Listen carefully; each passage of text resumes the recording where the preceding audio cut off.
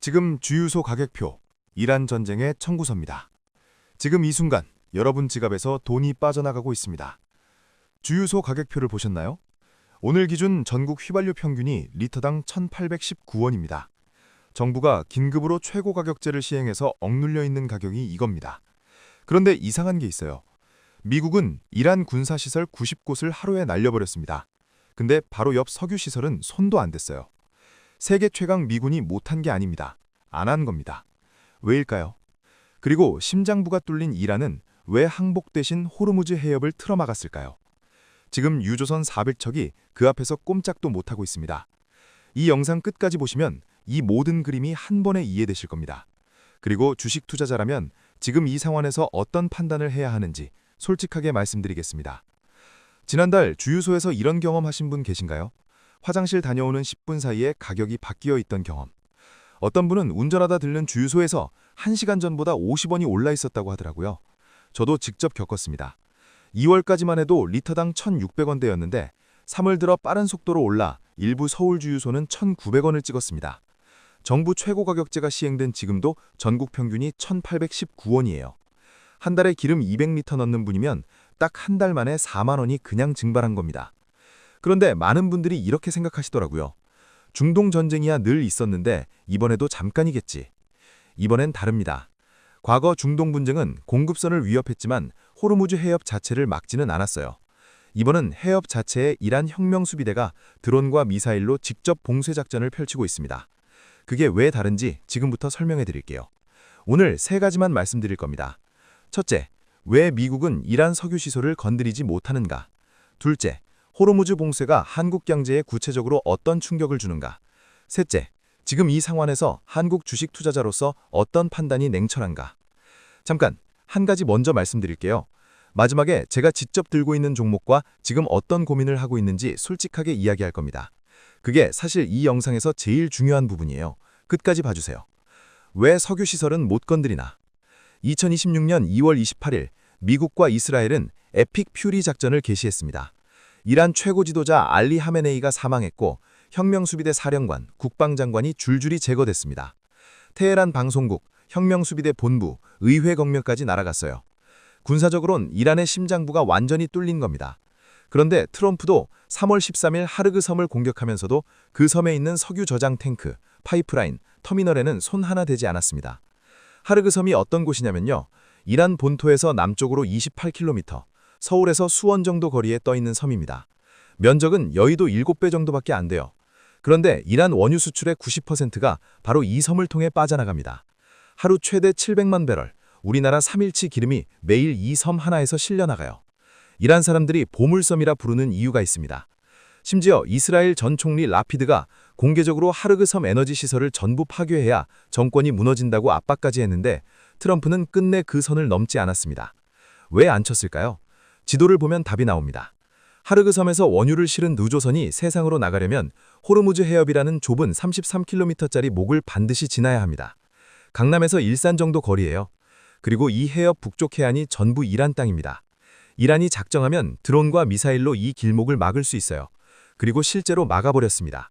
혁명수비대가 봉쇄를 공식 선언했고 바레인 연료 탱크가 공격받았고 푸자이라 항구에서 유조선이 드론에 맞았습니다. 이 해협으로 전 세계 석유의 20에서 30%가 매일 빠져나갑니다.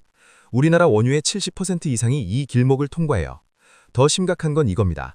이란은 지금 호르무즈 해협에 기뢰를 깔기 시작했다는 보도가 나왔습니다. 기뢰는 전쟁이 끝나기 전에는 완전 제거가 거의 불가능해요. 전쟁이 끝나도 기뢰 제거 작업만 몇 달이 걸릴 수 있다는 뜻입니다. 결국 트럼프도 그 레드라인 앞에서 멈춘 겁니다.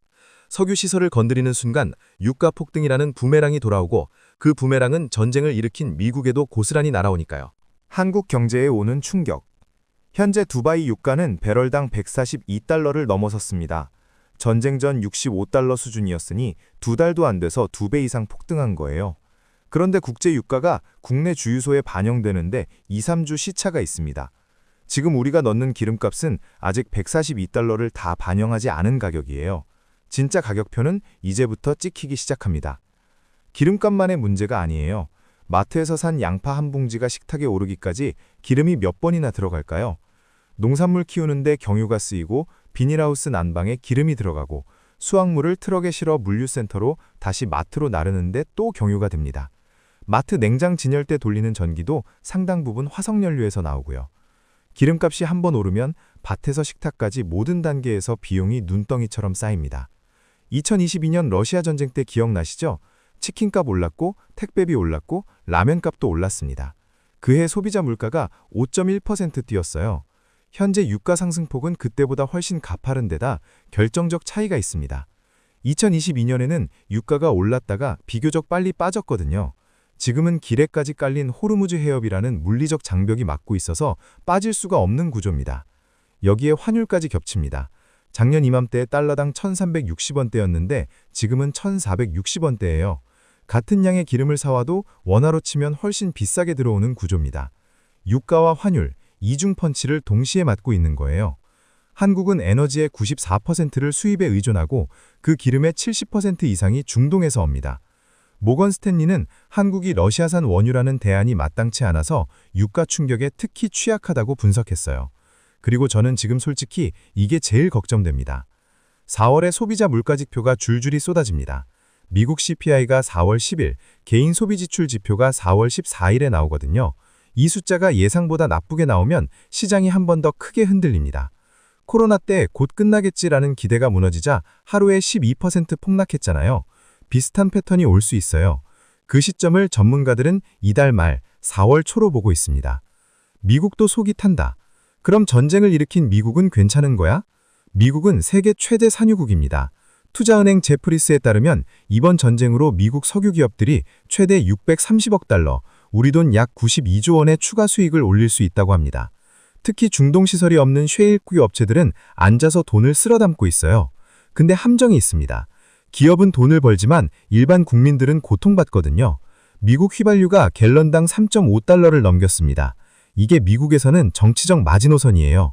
이 선을 넘기면 유권자들이 대통령에게 등을 돌리기 시작합니다. 그리고 올해 11월 중간선거가 있어요. 트럼프는 2022년 러시아 전쟁 때 바이든이 유가 폭등으로 무너지는 걸 직접 지켜봤습니다. 그 전철을 절대 밟고 싶지 않은 거예요. 그래서 트럼프의 진짜 목표는 이란을 직접 무너뜨리는 게 아닙니다. 이란이 안에서 스스로 무너지게 만드는 것, 이른바 레짐 체인지입니다. 이란 경제는 이미 전쟁 전부터 망가져 있었어요.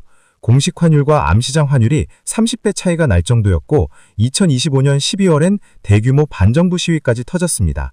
빵값과 약값이 감당 불가 수준으로 뛰는 상황이었거든요. 하르그섬 군사시설을 파괴한 것도 이 맥락이에요. 석유시설 자체는 안 건드렸지만 그걸 지키던 방패를 벗겨낸 거예요. 원하는 순간에 칼을 내려칠 수 있다는 위험만으로도 이란의 숨통이 조여드는 구조를 만든 겁니다. 다만 새 최고 지도자 모즈타바 하메니는 취임 직후 호르무즈 봉쇄 지속을 공식 선언했습니다. 외무장관도 봉쇄는 지속된다고 못 박았어요. 상황이 빠르게 해결될 가능성은 현재로선 낮습니다. 세 가지 시나리오. 지금부터 전쟁이 어떻게 끝날지 가능한 시나리오 세 가지를 냉정하게 짚겠습니다. 첫째, 빠른 종전. 이란 내부에서 정권이 무너지거나 협상 테이블에 나오는 경우입니다. 트럼프가 가장 원하는 그림이에요. 이렇게 되면 호르무즈가 열리고 유가는 빠르게 안정됩니다. 방산주와 에너기주는 급락하겠지만 그동안 눌려있던 성장주는 반등합니다. 가능성은 있지만 현실적으로 낮아요. 새 지도부가 봉쇄 유지를 선언한 상태이기 때문입니다. 둘째, 장기화. 가장 무서운 시나리오입니다. 한국에 배정된 비축유 2250만 배럴은 열흘치도 안 되고 IEA가 방출한 4억 배럴도 해협 정상 물동량으로 치면 20일치예요. 비축량이 바닥나기 시작하면 시장이 본격적으로 공급 부족을 반영합니다. UN 세계 식량 계획은 이번 위기가 전 세계 식료품 가격의 장기 상승을 초래하고 있다고 경고했어요. 가을까지 이 상황이 이어진다면 올겨울 난방비가 얼마나 나올지 지금부터 걱정이 됩니다. 셋째, 지상군 투입. 트럼프가 사적인 자리에서 특수부대 투입에 강한 관심을 보이고 있다는 보도가 나왔습니다. 해병 2,500명을 태운 군함이 이미 이동 중이라는 이야기도 있어요. 지상군이 들어가면 2003년 이라크전처럼 수렁에 빠질 수 있고 카타르 에너지 장관은 걸프 산유국들도 수출을 멈춰야 할 수 있다고 경고했습니다. 이 시나리오는 에너지 가격뿐 아니라 글로벌 금융시장 전체를 흔드는 수준의 충격이에요. 어떤 시나리오가 오든 당분간 에너지 가격 불안정은 피할 수 없습니다. 투자자로서 나의 고민. 이제 솔직하게 제 이야기를 드릴 차례입니다. 저도 지금 포트폴리오를 들여다보면서 계속 고민 중이에요. 방산주, 조선주, 에너지주가 이 상황에서 수혜를 받고 있는 건 사실입니다. 중동 국가들이 한국 방산에 눈을 돌리고 있거든요. 미국산 무기는 비싸고 납기가 느리고 정치적 조건이 붙어요. 한국 천국 미사일 방어 시스템은 패트리어트급 성능에 가격은 합리적입니다. 납기도 빠르고 정치적 꼬리표도 덜 달려요. 바레인이 직접 드론 공격을 맞고 쿠웨이트 주거지에 드론이 떨어진 나라들이 몇 달째 검토만 하던 계약을 빠르게 서명 단계로 옮기고 있습니다. 해운도 반사 이익을 보고 있어요. 전쟁 후 중동 선박 임대료가 하루 만에 10배 뛴 사례도 있습니다. 그런데 저는 여기서 멈춥니다. 이미 많이 오른 종목을 지금 따라가는 게 맞는 판단인가 하는 질문이 계속 들기 때문이에요. 방산주를 지금 들어가면 어떤 리스크가 있냐고요? 전쟁이 갑자기 종전 국면으로 전환되면 방산주, 조선주, 에너지주는 단숨에 급락합니다. 실제로 2022년 러시아 전쟁 종전 협상 소식이 나왔을 때 방산주가 하루에 10% 이상 빠진 종목들이 있었어요. 전쟁 끝날 것 같다는 루머 하나에 한 달치 수익이 증발하는 구조입니다. 그래서 저는 지금 오히려 삼성전자와 SK하이닉스를 더 주목하고 있습니다. 두 회사 모두 전쟁 공포로 고점 대비 15에서 18% 빠졌는데 실적은 오히려 역대 최고를 향해 가고 있어요. 증권사들이 올해 삼성전자 영업이익을 24조 원 이상, SK하이닉스는 20조 원 이상으로 전망하고 있습니다. AI 반도체 수요가 폭발하면서 메모리 가격이 계속 오르고 있기 때문이에요. 전쟁이 끝나면 유가는 빠지겠지만 AI 수요는 중동 전쟁과 아무 상관이 없습니다. 전쟁의 공포가 만든 할인 구간이 오히려 기회가 될 수 있다는 분석이 나오는 이유예요. 다만 전쟁이 장기화되면 경기 침체 우려가 커지고 반도체 업황도 영향을 받을 수 있다는 점은 분명히 리스크로 봐야 합니다. 저는 분할 매수로 접근하고 있어요. 한 번에 올인하지 않고 하락할 때마다 조금씩 담는 방식이요. 물론 이건 제 개인적인 판단이고 투자는 항상 본인의 책임입니다. 저장 가능한 생필품 미리 확보하세요.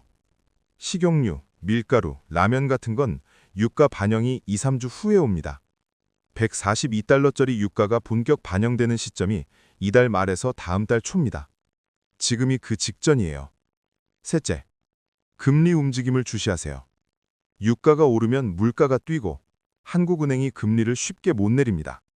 변동금리 대출을 갖고 계신 분들은 고정금리 전환을 검토해보세요. 금리 방향이 불확실할 때 고정금리는 좋은 안전판 역할을 합니다. 넷째, 투자 관점에서 냉정하게 판단하세요. 이미 많이 오른 수혜주를 쫓아가기보다 전쟁 공포로 억울하게 빠진 우량주를 주목하는 시각이 필요합니다. 단, 전쟁은 언제든 예측 불가능하게 전개될 수 있다는 점, 분할 매수로 리스크를 나누는 것 잊지 마세요. 이번 사태가 우리에게 남기는 교훈은 결국 하나입니다. 에너지를 남에게 의존하는 나라는 지구 반대편 전쟁에도 지갑이 흔들린다는 것. 호르무즈 해협이라는 폭 33km짜리 바닷길 하나에 우리 경제에 숨통이 걸려 있다는 사실을 이번 전쟁이 아니었으면 이렇게까지 피부로 느끼기 어려웠을 겁니다. 국가 실적과 개인의 삶 사이에는 시차가 있습니다. 방산이 돈을 벌고 조선이 호황이어도 그게 내 통장에 바로 찍히는 건 아니에요. 결국 이 위기가 그냥 지나가는 소나기로 끝날지 한국의 에너지 구조를 바꾸는 전환점이 될지는 우리가 이 상황을 어떻게 해석하고 준비하느냐에 달려 있습니다. 다음 영상에서는 호르무즈 봉쇄가 실제로 언제, 어떤 조건에서 풀릴 수 있는지, 그리고 그 시점에 어떤 종목이 어떻게 움직일지 더 구체적으로 이야기 드리겠습니다. 오늘 영상이 도움이 되셨다면 좋아요와 구독 부탁드립니다. 여러분의 한 번의 클릭이 이 채널을 계속 만들어갑니다. 다음 영상에서 뵙겠습니다. 이 대본의 수치는 2026년 3월 26일 기준이며 투자 권유가 아닌 정보 제공 목적으로 작성되었습니다.